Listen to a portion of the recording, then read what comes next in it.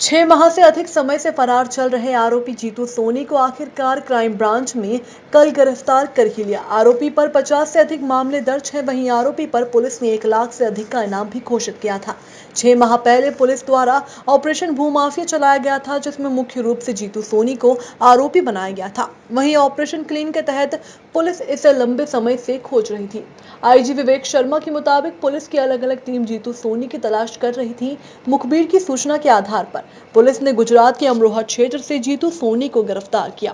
फिलहाल जीतू सोनी के अन्य साथी, जिसमें उसका भतीजा, भाई व अन्य लोग फरार हैं, जिनकी तलाश पुलिस कर रही है। अनलॉक 1.0 के साथ साथ अपराधी सक्रिय ना हो, इसके लिए एक विशेष मुहिम चलाई गई थी कि लॉकडाउन खत्म होने के बाद अपराधियों का लॉकअप में जाना शुरू हो। इसके तहत पूरे जोन में 4 बार में 125 हथियार अवैध जब्त किए गए। 1000 से ऊपर स्थायी वारंटी पकड़े गए, जो कि अपने आप में एक रिकॉर्ड है। फरार भू माफिया, इनको पकड़ने के लिए विशेष दायित्व additional SP crime Rajesh Dandotiya के नेतृत्व में क्राइम ब्रांच की टीम को दिया गया था, जिनके द्वारा पिछले कुछ दिनों में हैप्पी धवन, चंपू अजमेरा, इनको गिरफ्तार करने में सफलता हासिल की गई। इसके पश्चात कुछ ही दिन पहले गुजरात में रेड के दौरान महेंद्र सोनी को, जिनके ऊपर 10,000 रुपये का इनाम था, उसको भी पुलिस पकड़ने में सफल रही। जिसके बाद सारा ध्यान 45 से ऊपर मामलों में फरार 1.5 लाख से ऊपर के इनामी जीतू और जितेश सोनी के गिरफ्तारी के लिए केंद्रित किया गया। अभी कुछ दिन पहले जो रेड में महेंद्र सोनी पकड़े गए थे, उसी समय जीतू सोनी वहां से भागने में सफल हुआ, परंतु पुलिस ने हिम्मत नहीं हारी और लगातार अपना ध्यान पहले की तरह केंद्रित रखा और हमारे द्वारा पुनः पूरी चीज़ को रिव्यू किया गया और टीमें अलग अलग जगह पे भेजी गई। आज सुबह हम लोग जीतू सोनी को पकड़ने में सफल हुए हैं। अमरेली जिले से गुजरात में इनको गिरफ्तार किया गया है। पुलिस के पास सूचना भी थी कि इनके पिताजी की पुण्यतिथि है और उसके अलावा हमारा दूसरे इंटेलिजेंस सोर्सेज से भी हमारे को इन्फॉर्मेशन वेरीफाई हुई। इनको पकड़ के यहाँ पर लाया गया है। अभी रिमांड ली जाएगी। 45 केसेस इनके अगेंस्ट हैं, जिनमें कि अभी ये फरार थे और इसको अरेस्ट करने के बाद रिमांड के दौरान विभिन्न थानों के द्वारा जो विवेचनाएँ की जाएंगी वो सही तरीके से हों। जो एविडेंस इनसे कलेक्ट करना है वो सही से कलेक्ट हो, बयान वगैरह सब चीज़ें जो भी रिकॉर्ड होनी है वो समय पर हों। जो बेल वगैरह की जो अपोजिशन की कार्रवाई है वो भी एक प्रोफेशनल तरीके से हो। इसके लिए एक एडिशनल एसपी के नेतृत्व में इन्वेस्टिगेशंस की प्रोग्रेस को सुपरवाइज करने के लिए एक टीम गठित की जा रही है। क्राइम ब्रांच के द्वारा ये जो कार्रवाई की गई है ये निश्चित ही बहुत ही प्रशंसनीय है और इसमें श्री राजेश दंडोतिया और उनकी पूरी टीम बधाई के पात्र हैं। इसमें डीआईजी हरिनारायण चारी साहब ने लगातार इस मामले का सुपरविजन किया है। इसमें न केवल फील्ड टीम बल्कि साइबर टीम्स, हमारे जो भी हमारे जो फील्ड के जो थानों के भी जो कर्मचारी हैं, उन्होंने भी बहुत लगातार निरंतर इसमें मेहनत करी है और आगे आने वाले दिनों में जो बाकी फरार भू माफिया हैं उनको भी हम शीघ्र ही गिरफ्त में लाएंगे, ऐसा हमारा प्रयास रहेगा। सर, ये महेंद्र सोनी जब गिरफ्तार हुए थे तो जीतू सोनी बताया जा रहा वहीं पर मौजूद थे, तो कहाँ से सर जानकारी लीक हुई? क्या गुजरात पुलिस या माफिया ने? देखिए, ऑपरेशंस, इस तरह के जो ऑपरेशन हैं, आप लोग इससे सहमत होंगे कि अगर कोई व्यक्ति, जैसे कि इसमें हमें प्रारंभिक रूप से पता चला है कि फरारी के दौरान जीतू सोनी गुजरात में और महाराष्ट्र में रहा है और वहाँ पर भी कई अलग अलग जगह पे इसने फरारी काटी, तो ये कोई आसान चीज़ नहीं होती। और कई बार जब हम स्टेट के बाहर अलग अलग जगह ऑपरेट करते हैं तो अपराधी भागने में कभी कभी सफल हो जाता है, परंतु महत्वपूर्ण चीज़ ये है कि उसके बाद भी वो प्रयास जारी रहे और मुझे खुशी है कि ऐसा ही हुआ और हम उसको पकड़ने में सफल थे। सर, जो अखबार है वो हनी ट्रैप से जुड़ा हुआ था, कंटेंट छाप रहा था, वो कंटेंट भी छाप रहा था, तो इनके बाद से जो एक केस हनी ट्रैप को मिला है क्या आपको? देखिए, अभी हमने उनको जस्ट गिरफ्तार किया है। इस आरोपी जीतू सोनी को गिरफ्तार किया है। इससे पहले इसके भाई महेंद्र सोनी को गिरफ्तार किया था। इनसे दोनों से पूछताछ होगी कि 45 से अधिक मामले हैं।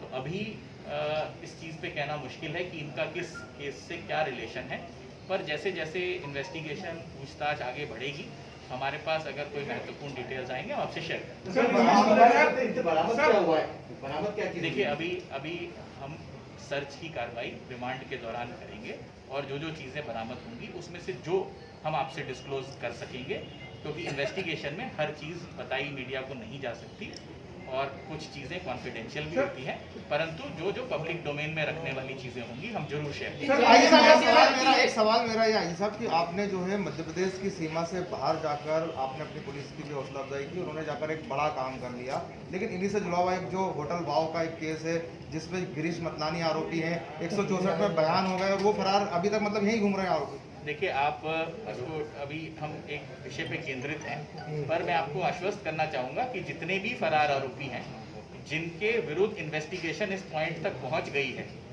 कि उनकी गिरफ्तारी की जानी चाहिए, उनकी गिरफ्तारी के भरसक प्रयास किए जाएंगे और रिजल्ट्स आप देख रहे हैं और रिजल्ट्स आप आगे भी देखते हैं। सर, पुलिस को कोई संघर्ष करना पड़ा क्या? कुछ गाड़ी में कांच? देखिए, गाड़ी का वो एक विंडशील्ड क्रैक हुआ है। वो सड़क पे जो पत्थर था वो जैसे बाउंस होके लग गया और क्योंकि कल बहुत बरसात थी और तेज हवा थी उसके कारण क्रैश हुआ है। वो कोई ऐसा कोई हॉस्टिलिटी के कारण कोई वो किसी ने स्मैश नहीं किया है। सर, 45 से ज़्यादा मामले दर्ज है, जिसमें सबसे ज़्यादा मामले जो है धोखाधड़ी 420, 467, 468 के। आमतौर पर ऐसे मामलों में 6 महीने से लेकर 2 साल तक की जांच होती है, उसके बाद एसपी के लेटर पे जो है मुकदमा दर्ज होता है। इस मामले में ऐसा नहीं हुआ, तो क्या ये माना जाए कि हनी ट्रैप की खबरें छापने के बाद तत्कालीन सरकार के प्रेशर में आके सब मुकदमा दर्ज हुआ? देखिए, इसमें मैं कोई कमेंट इसलिए नहीं करना चाहूँगा क्योंकि आपकी बात पूर्णतः सही नहीं है। कुछ चीज़ें आप इसमें देखिए, सिर्फ इसमें जालसाजी, धोखाधड़ी, कूट रचना सिर्फ इसके केसेस नहीं हैं। इसमें मानव दुर्व्यवहार, ह्यूमन ट्रेड के मुकदमे हैं। इसमें आपके रेप का मुकदमा है, इसमें लूट का मुकदमा है। तो इसमें सिर्फ 420, 467, 68, 71 के फोर्जरी के और चीटिंग के मुकदमे नहीं हैं। इसमें विभिन्न धाराओं के मुकदमे हैं और उसमें साक्ष्य संकलन के पश्चात ही कार्रवाई की जाएगी। जीतू सोनी के बेटे और उनके भतीजे भी फरार बताए जा रहे थे, वो भी अरेस्ट कर लिए गए? नहीं, अभी इसमें जो है लकी, विकी, जिग्नेश ये अभी फरार हैं। हुकुमचंद सोनी भी फरार हैं। अभी इसमें आरोपी फरार हैं और अभी इन्वेस्टिगेशन जारी है। इन्वेस्टिगेशन में और भी मुलजिम बन सकते हैं और मैं आपको यहाँ पर यही चीज़ कह रहा हूँ कि इन्वेस्टिगेशन अभी इनिशियल स्टेजेस में है। इन्वेस्टिगेशन में जब आदमी अरेस्ट होता है तो उससे बहुत सारी चीज़ें सामने आती हैं, उसके बेसिस पे लोग आरोपी बनते हैं। जहाँ पर लोग फरारी के दौरान रहे हों वो भी कई बार पूछताछ में ऐसा आता है, तो उनको खिलाफ भी हमारे को कानूनी कार्रवाई करनी पड़ती है। तो अभी जैसे जैसे फैक्ट्स पूछताछ में सामने आएंगे उस पर एविडेंस कलेक्शन होगा और उसके पश्चात अग्रिम कार्रवाई की जाएगी। सर, जीतू सोनी का एक और हार्ड डिस्क बरामद हुई है पुलिस को? देखिए, अभी कोई बरामदगी के बारे में हम डिटेल्स कोई शेयर नहीं करेंगे। बरामदगी के लिए हम सर्चेज करेंगे और सर्चेज के पश्चात जो जो चीजें आपसे शेयर करने लायक होगी हम शेयर करेंगे। जो सर्चिंग की थी पुलिस ने, उसमें किसी भी संस्थान के व्यक्ति को अंदर लेके न देखा गया था, दिखाया गया था।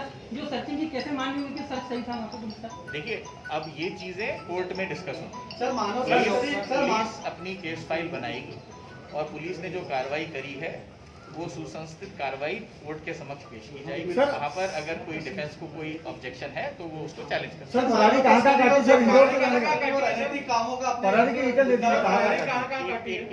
सर, मानव तस्करी और अनैतिक कार्यों का जो आपने मुद्दा बताया, मानव पिछले 30 साल से संचालित हो रहा था। अनिल रसमाना जी, संजीव समी जी, संतोष सिंह जी, ऐसे कई दबंग अफसर इंदौर में अपनी छाप छोड़ के गए। उनके कार्यकाल में भी वो चलता रहा। तो ये माना जाए कि उस टाइम उसे नजरअंदाज किया गया और देखिए अभी इस कार्यकाल में वहाँ पे अनैतिक गतिविधियां नजर आई सामने। देखिए, कोई चीज़ कभी पकड़ी जाती है इसका मतलब ये नहीं होता कि कोई चीज़ अगर कोई चीज़ आपने नहीं छापी, आज छापी है, तो इसका मतलब ये नहीं है कि आप पहले उसको नहीं छापना चाहते थे।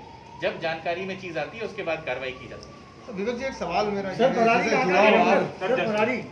फरारी कहाँ का गाड़ी और कब के केसेस बता दिया। देखिए, ये केसेस मुख्यतः 2019 से शुरू होकर जनवरी 2020 के बीच के हैं और ये 45 केसेस हैं जो हमारे पास अभी अंडर इन्वेस्टिगेशन है। फरारी अभी जो प्रारंभिक पूछताछ में जो ज्ञात हुआ है, फरारी में ये गुजरात और महाराष्ट्र, यहाँ पर अलग अलग, गुजरात में 2 जिले, ऐसे महाराष्ट्र में 3 जिले, यहाँ पर इनका रहना इसने बताया है। तो वो भी चीज़ हम वेरीफाई करेंगे। ये बहुत ही प्रिलिमिनरी पूछताछ में ये चीज़ पता चली। इतने बड़े माफिया को कौन प्रोटेक्ट कर रहा था, कहाँ, कौन इसे आश्रय दे रहा था? देखिए, पुलिस ने केस दर्ज किए हैं, पुलिस ने इसको अरेस्ट किया है। अब आगे आने वाली जो चीज़ें इन्वेस्टिगेशन में सामने आएंगी उसमें अकॉर्डिंगली हम वैधानिक कार्रवाई करेंगे। सर, ये कहाँ से पकड़े गए एग्जैक्टली? मतलब हम अमरेली में धारकुंडी गांव है, वहाँ पर से ये पकड़े गए हैं।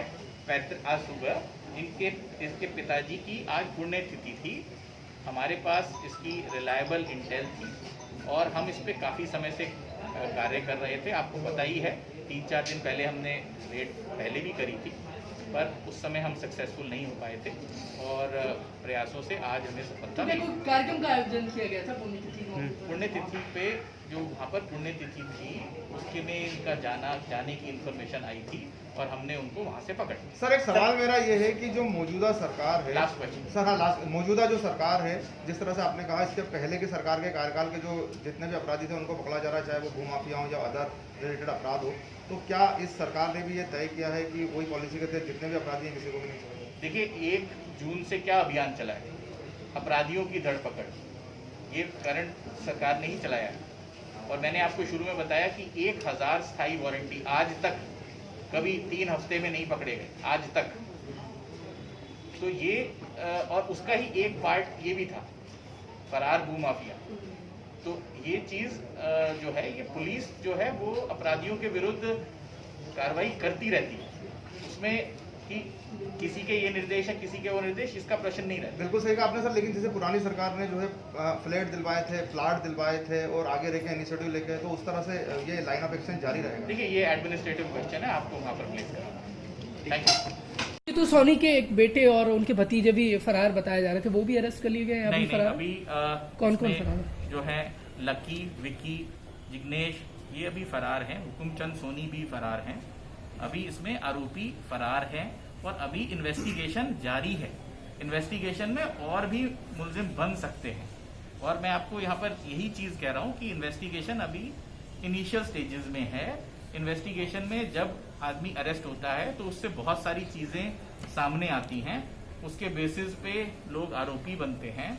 जहाँ पर लोग फरारी के दौरान रहे हों, वो भी कई बार पूछताछ में ऐसा आता है, तो उनको खिलाफ भी हमारे को कानूनी कार्रवाई करनी पड़ती है।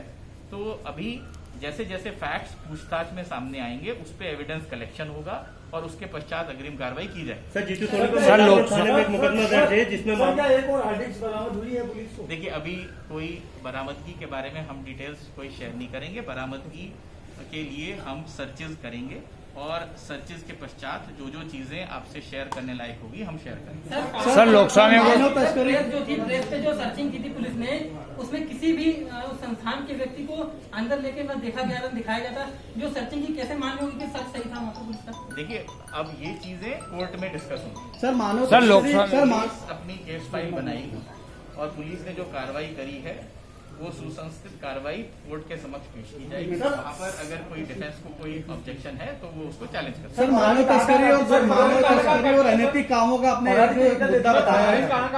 एक मिनट। सर मानव तस्करी और अनैतिक कार्यों का जो आपने मुद्दा बताया है, माहौं पिछले 30 साल से संचालित हो रहा था। अनिल धस्माना जी, संजीव समी जी, संतोष सिंह जी, ऐसे कई दबंग अफसर इंदौर में अपनी छाप छोड़ के गए। उनके कार्यकाल में भी वो चलता रहा, तो ये माना जाए कि उस टाइम उसे नजरअंदाज किया गया और अभी इस कार्यकाल में वहाँ पे अनैतिक गतिविधियां नजर आई सामने। देखिए, कोई चीज कभी पकड़ी जाती है इसका मतलब ये नहीं होता कि कोई चीज नहीं। अगर कोई चीज आपने नहीं छापी, आज छापी है, तो इसका मतलब ये नहीं है कि आप पहले उसको नहीं छापना चाहते थे। जब जानकारी में चीज आती है उसके बाद कार्रवाई